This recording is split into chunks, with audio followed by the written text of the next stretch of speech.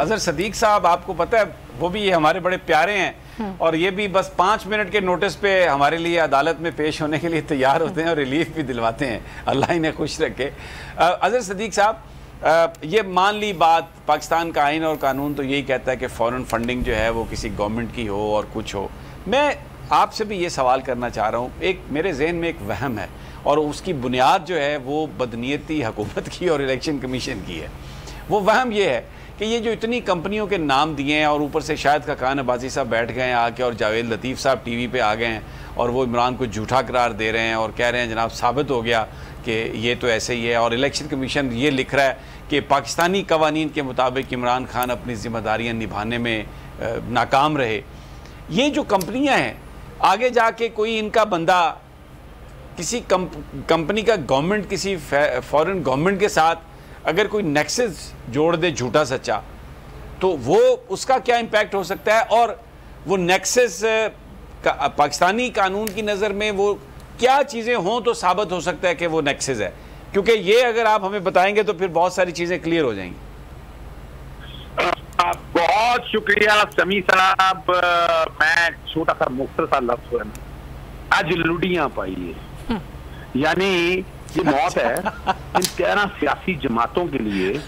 बाखुदा जो मिठाई लेकर बैठे थी, शर्म नहीं आती। अच्छा, इन सियासी एक सेकंड जरा रुकिए, एक सेकंड अजहर साहब कह रहे हैं कि एंजेलिया लुडियां पाई है। मैं जबरदस्त आपको बात रखना चाहता हूँ, इसमें कोई शक नहीं है। बाखुदा मैं आने वाले दिनों में देखिएगा अकबर एस बाबर के जो ताल्लुकात है, पहले दिन से वो जिस तरह जिन जिन लोगों से मिलता है उनका टेलीफोन का रिकॉर्ड मंगवा लीजिएगा, भयानक मिलेंगे आपको। ये जो हम बातें कर रहे हैं ना ऑपरेशन नजीम के, लेकिन अजहर साहब अभी आपने लुटिया पाते हुए देखा नहीं है समी साहब को, अभी आपने शायद देखा नहीं है समी साहब। मैंने देख लिया मैं स्काइप पे नहीं हूँ,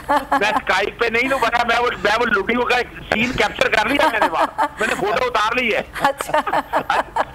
अच्छा मैं आगे चलता हूँ। हाँ। अच्छा ये देखे ना, यहाँ प्रॉब्लम यहाँ पर ये है कि बाकी सियासी जमातों ने अपने लिए गड़े खोद लिए हैं। हाँ। आज मेरी बात नोट कर लीजिएगा, पाकिस्तान तहरीक इंसाफ तो निकल आई इसमें से, साफ शफाफ होकर निकल आई। क्यों, वो मैं समझाना चाहता हूँ। मैं इतने दिनों से कह रहा हूँ कि ये फॉरेन फंडिंग केस नहीं है, ये ममनुआ फंडिंग केस है। अल्टीमेटली वो बात आपके सामने आ गई। मैं आगे थोड़ी देर का टाइम देके मैं आपको समझाऊंगा फॉरेन फंडिंग। यहाँ पॉलिटिकल पार्टी ऑर्डर 2002 का आर्टिकल 6 है जो कहता है कि आपने इंडिविजुअल लोगों से पैसे लेने हैं। अगर कोई कंपनी है, कोई फर्म है, जो चाहे वो पाकिस्तान में है या बाहर है, उससे आप फंड नहीं ले सकते। मैं इससे इत्तेफाक नहीं करता और ये मैं आपको आपके प्रोग्राम कर रहा हूँ कि मैं आर्टिकल 6 को चैलेंज करने जा रहा हूँ कि जो और ये कॉन्फ्लिक्ट है आर्टिकल 17 के साथ। कैसे भाई, वो पॉलिटिकल पार्टी जो मेंबर है ना, वो तो इनफरादी है, लेकिन अगर कोई पार्टी अगर वो फंड देना चाहती है, तावक्ते के आर्टिकल 17 में जो लफ्ज इस्तेमाल हुए हैं वो लफ्ज क्या हमारे के लिए गौर तलब है। अगर उसको आप फिट करेंगे तो इमरान खान की गवर्नमेंट को जिन सियासी जमातों ने गिराया है वो सारे उसके अंडर आ जाएंगे। यानी क्या लफ्ज लिखा है, वो लफ्ज लिखिएगा कि अपना ऑपरेटिंग टू दी सॉवरेनिटी और इंटेग्रिटी ऑफ पाकिस्तान। एक ऐसी सवाल जो पाकिस्तान की सॉवरेनिटी और इंटेग्रिटी के खिलाफ काम करेगी, सिर्फ वो बैन हो सकती है। ये और क्या है, यानी यहाँ ममनुआ फंडिंग केस में आपने पैसे जब्त कर लिए। आर्टिकल 6 यही कहता है, रूल 6 कहता है पॉलिटिकल पार्टीज ऑर्डर का कि आप शोकाज देंगे और आगे चलेंगे। अब ये फैसला जो इलेक्शन कमीशन का, ये बदनीति पे 3 वजूहात पर मबनी है। पहली तो बात है, उन्होंने आर्टिकल 17(3) का कैसे जिक्र कर लिया, इनका इख्तियार कैसे आ गया। ये कोई अदालत है? ये तो एक एडमिनिस्ट्रेटिव बॉडी है, यानी ये सिविल कोर्ट से भी कम है। लोग समझते हैं पता नहीं भाई ये सिविल कोर्ट से भी कम है, यानी ये सिविल कोर्ट तो फिर अदालत है। यानी ये इस तरह के ऑर्डर जो पास कर रहा है, जैसे इन्होंने अपना जो मखसूस रजिस्टरों को ऑर्डर किया था, कॉन्स्टिट्यूशन की इंटरप्रिटेशन चलने निकले थे, हाईकोर्ट ने कहा नहीं भी आप ये नहीं कर सकते हैं। तो यहाँ एक बात तो बड़ी वाज़ेह तौर पर ये प्रोहिबिटेड फंडिंग का केस है। और ये भी कि वो पैसा आपने किसी ऐसे गैर मुल्की एजेंडों से, वो रॉ से, को मोसाद से, वो एनडीएस से, वो भी सामने नहीं बात आई।